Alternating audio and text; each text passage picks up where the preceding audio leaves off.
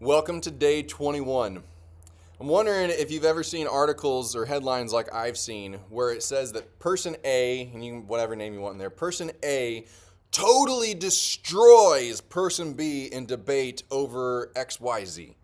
In 1 Kings chapter 19, we read one of my favorite stories in all of Scripture, and it's one of those where it's coming out of a moment where Elijah, prophet of God, has, and I think this is what the headline would look like today, Elijah destroys the prophets of Baal in debate over the one true God. Quick background. They have this debate on a mountain to where is Baal real or is God real? Who is the greatest God of all? And the prophets of Baal, like, it involves them cutting themselves and calling out to Baal, and Baal does nothing. And Elijah kind of mocks them a little bit for it. And then Elijah comes along and he pours water all over the sacrifice and he calls out to God, and fire comes down from heaven.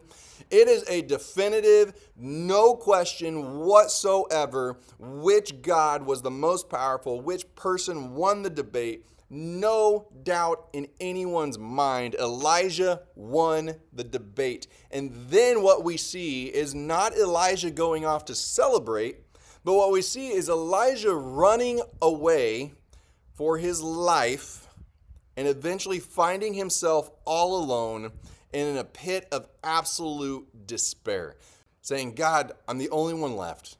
Just go ahead and take me now. Like, there's no point in me living. Just go ahead and take me now.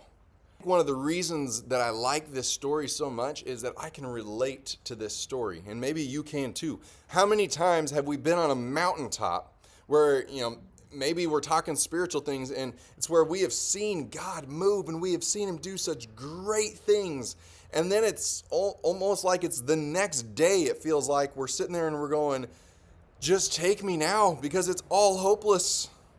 Well, that's where Elijah was at. This can happen in our families. This can happen in our jobs. This can happen in our spiritual lives. And Elijah is in that moment, and God speaks to him and says, hey, you were on a mountain and you won, and you went to a valley and you're in despair. I'm going to take you back up onto a mountain. And when he's up on this mountain, we see this fire go by, and we see this wind, and we see this earthquake. And they're the types of things that after the powerful display that we saw God put on when he was taking on the prophets of Baal, you would think that God is in those things, but he's not.